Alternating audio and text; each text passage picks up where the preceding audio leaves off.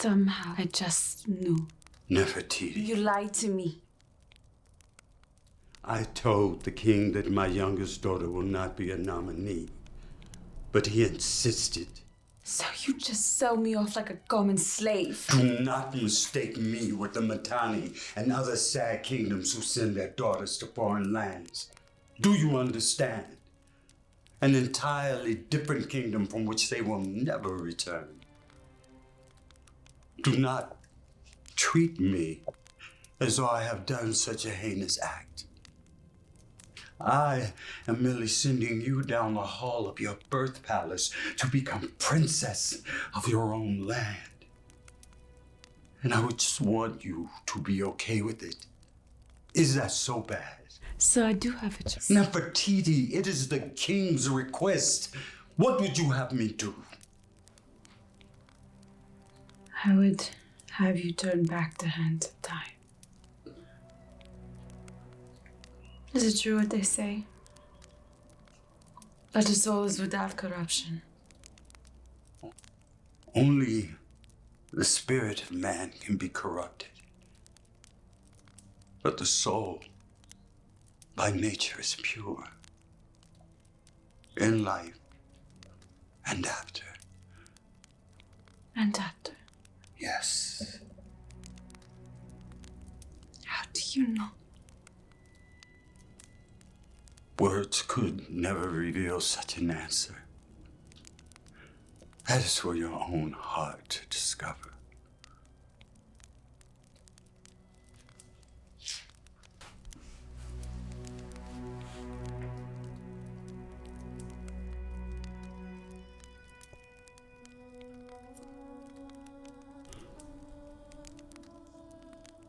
Think about it. Please.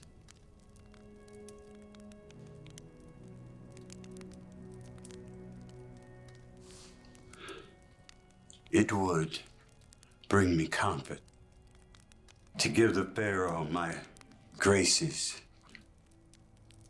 knowing that my beloved daughter does not feel like a prisoner.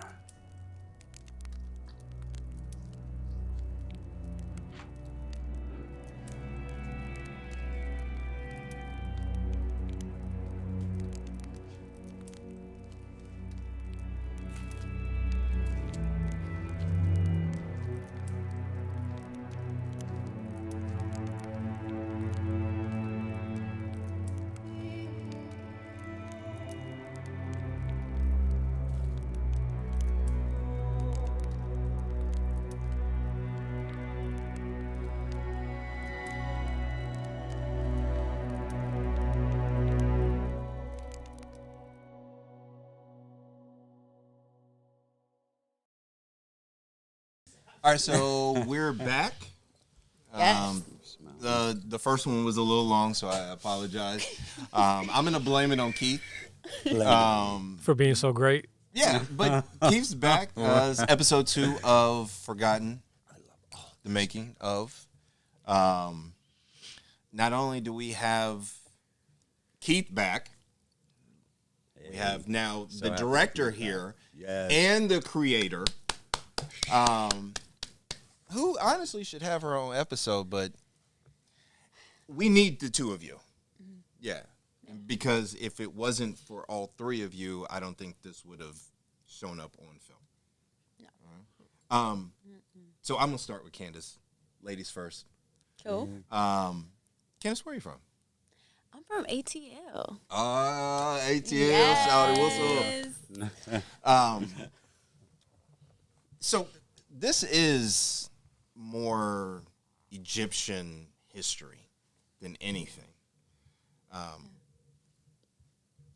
Coming from Atlanta, what sparked your interest in finding more about Egyptian history as opposed to the history that we have here in the United States? Wow, yeah. Man. That's a hard question.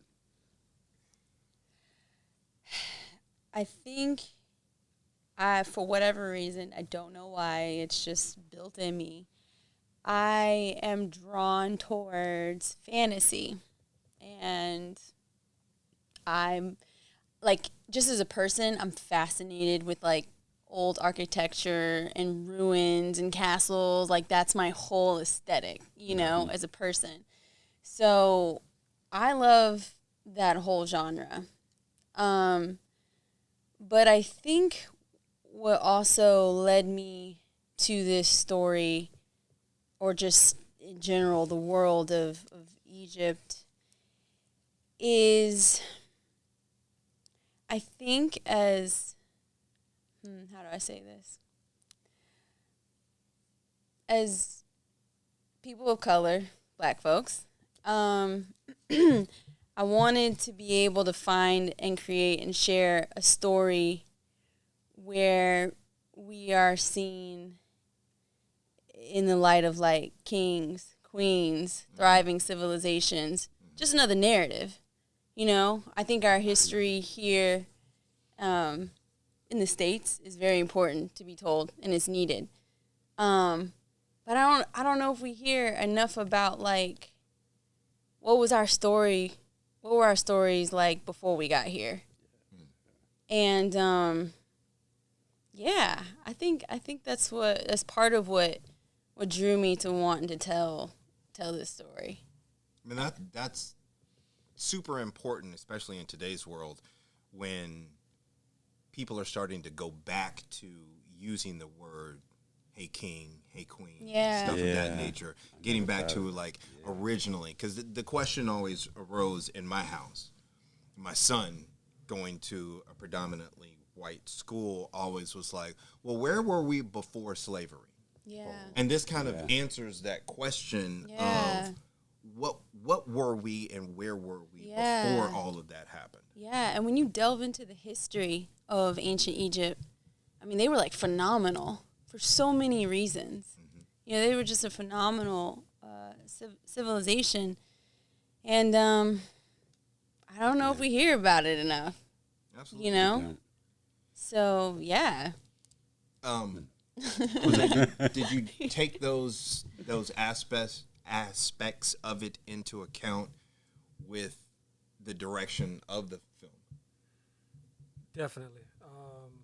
I mean, so like Candace said, you don't get to see a lot of that type of history for people of color, and whenever you see Egypt depicted in film, it's usually like just a side note. It's not the core of the story, and when it is the core of the story, it's either really poorly done or cheesy, and you don't really get to see what it was like you do with what we spoke about in another episode with Caesar and the Romans. You got a million movies about how great he was, right? Yeah. And all the kings of England, tons of that. But the Egyptians were, for their time, they were. If you were to sit them side by side with the Romans or the English, their empire was much larger and much more vast, much more powerful. Yeah. But you don't know about that, right? And a lot of it is like, you know, who writes history, right? So this kind of stuff gets left out. So we have to pick up the pieces, and I think it's up to people of color to do that, to pick up the pieces and to put together stories that show the strength and the history that comes from their culture. And so, yeah, Candace did a ton of research on this, and I got to hear all of it. She was running, she was running stuff past me, and I'm just like learning, and then it intrigues me, and I go out and start watching some videos and seeing what other people are saying, seeing how that lines up with the research that she's done, and it's incredible. I remember watching a little documentary on YouTube, and this person's going through history. I'm like, oh, I already know all this because Candace told me, you know. So See? Yeah. So I feel like a lot of times the perspective of ancient Egypt can be very narrow and like overly simplified, at least from what I observed, to the point to where sometimes they don't even seem like real people. Absolutely. You know?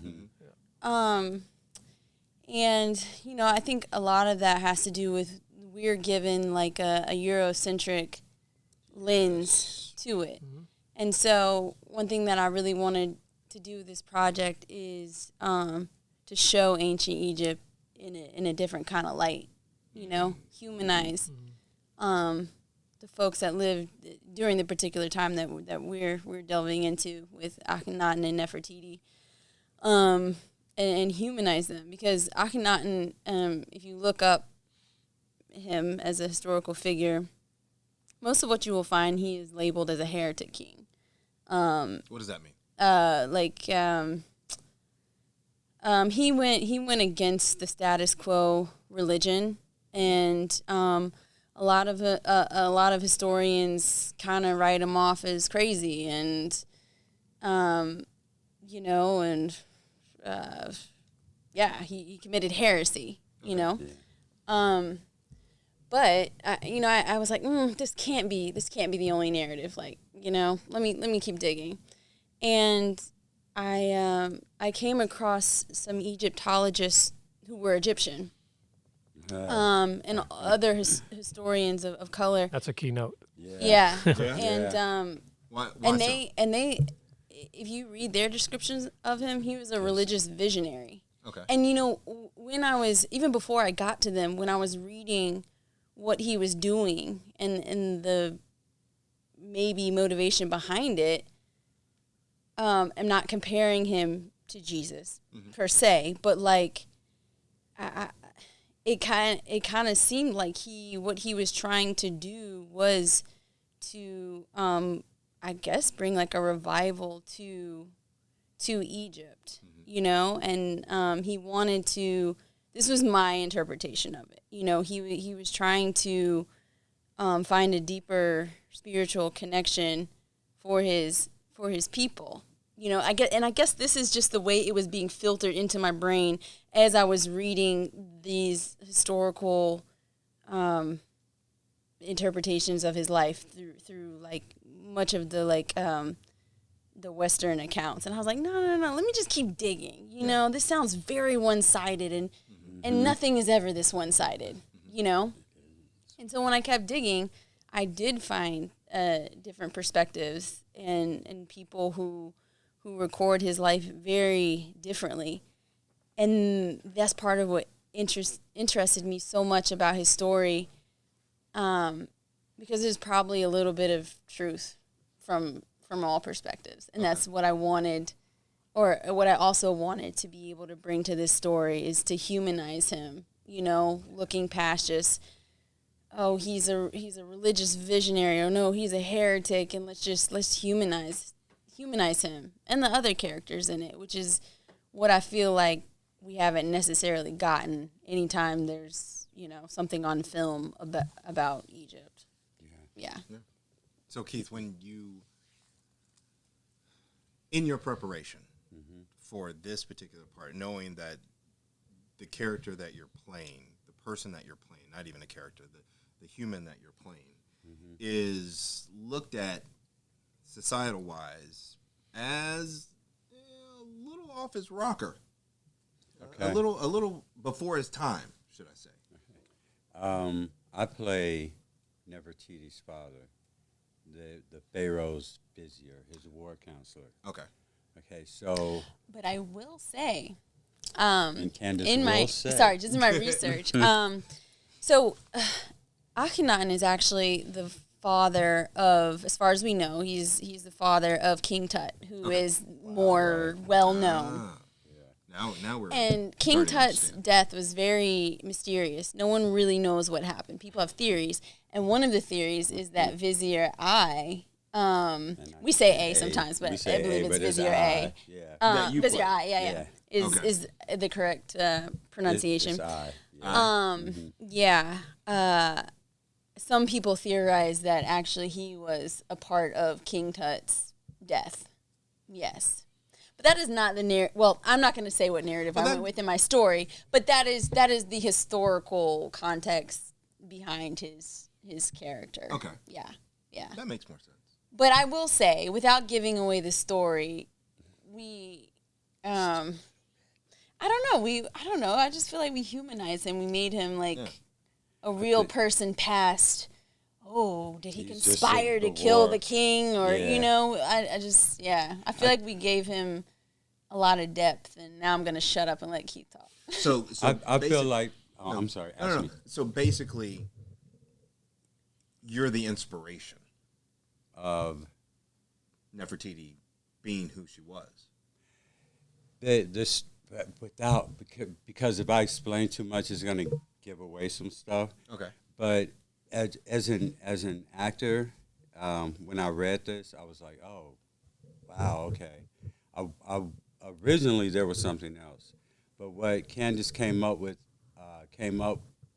when she as in her rewrites, what she gave me as an actor and for our audience to see when we talk about them being human and not just characters was this relationship between I and his daughter Nefertiti. She's been promised to the Pharaoh's son. She doesn't want to do it. She's independent. But there are a lot of other reasons of why she doesn't want to do it. My thing is that this is your duty. I'm not sending you away. You're my daughter. I've arranged it so that I'm still here to watch over you. You're at home. You're going to be a princess right in your own land. And I'm talking to her. I know she's disappointed. I know she's angry with me. And that scene is the humanity of these people, no matter how great they are. And if you think the kingdom of Egypt, she lives in the palace. Her father is like big. He's big. But this moment that you see on film is very intimate. And that is Candace writes very emotionally. We did a lot of takes, and there are several takes where when I'm at the end, when I'm saying to her, I want to give the Pharaoh my graces, knowing that my beloved daughter does not feel like a prisoner, where I'm like really breaking down. And as a director, Jose said, I want you to go back to the general. And I was like, okay, done. So I still have that same emotional, of course, relationship. But at the same time, by going back to the general, by pulling back on that, this is your duty. This is your duty. And knowing in my mind that this is going to be great for you. You're going to be princes of Egypt, but you're still my daughter. And I don't want you hurt. And we're in her mother's tomb. And there are other secrets that have to go along with that. And those are things you will find out in other episodes. Yeah. But right now we can't. But you need to know that this story is so complex. And it's great for us as actors and creators because we're complex people and not always caricatures. We're not always on the side going like, the king will see you now. We're real people. Yeah, and it's a great time to show the new generation of moviegoers that there was a time before 12 Years a Slave. There was a time before Django, the D is silent. There was a time, there's another history other than our history of being slaves and servants, and this is it. So sometimes you have to go outside or further back so you can show people what's inside of them. And the new generation coming up that don't know about civil rights, that don't know about that fight, that don't have that same respect and of that, maybe this is what they need to see to bring them back to a type of cohesion. I don't know. I think you do. I'm thank you. I think you do. I'm just really happy with this, and I want to see us explore more of our history and not this little compact, comfortable. What do you call that when you like the way something was and you think about complacent? it? Yeah, and that reminiscent. So those were good old days. We had them in place. Yeah, I'll cut your eye out. If you don't act right. How? How? With Jose's knife. There we go. Yeah, we've now become full circle with Jose's knife again. That is. You know what? I'm just honored to be at the core of this. I am too to be a part of this. It is. I'm just looking forward to the future of it. Me too. Because I mean, this story here was the driving force for what you saw through the camera. Yeah, and I particularly I really like this story for a number of reasons, but above all, it breaks the mold of what we traditionally see when people try to make movies about this time, and doesn't follow a lot of rules.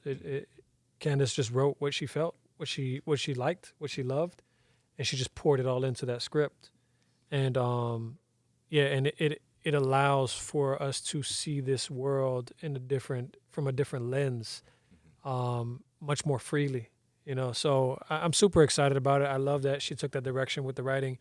I love the different elements of it that you won't be expecting, until you see it. And like Keith said, it's very complex. It is extremely complex. It's more than just the relationships that these people share. Every scene has like 3 or 4 different driving forces to them, So it's a really intricate story. And yeah, man, I mean, I was excited to be able to direct this scene and to work with these actors. Thank you. I mean, they made it really easy for me. They're tremendous actors. They came super prepared, So like, it's not like, when you work on an indie set, maybe some of your actors won't know the lines and stuff like that. Man, they knew it inside and out. They knew more than the lines. They knew the characters. They knew the characters' mental spaces, and they were able to bring that in every single take. So I never had a time where I was like, this person's overacting or underacting. It was never that. It was just like, all right, this is great. Let's try something a little different. Yeah. That was it. And we got to play around and find different things that work. So yeah, nudge here, yeah. Just let's try something different. We got that. That works, no doubt about it. We can always fall on that. Let's just try something else. Yeah. See how it goes. And every single time it went great. So yeah, it was a pleasure being a part of the project, and I'm excited to see the future of it. Me too. Candace, I have a script that I'm working on. Can I give it to you and you rewrite it and have these people do it? Because it's going to sound way better coming from you than it is me. I'm just saying, I don't talk good English, so I know my writing is bad, too. My writing is bad. At least this episode isn't as long as the other one. So episode 2 is definitely a success. Yes. Forgotten the making of. Our host killed it Yes. as usual. Yes, For he real? did. Yeah, Yeah. I appreciate it. Yeah. And I didn't even need Jose's knife. I know, right? I really appreciate it. But it's there if you ever Thank need you. it. No, I'm not touching another man's knife. No. Not in public, at least. Exactly. Wait till I come over and get the sand. Thank you.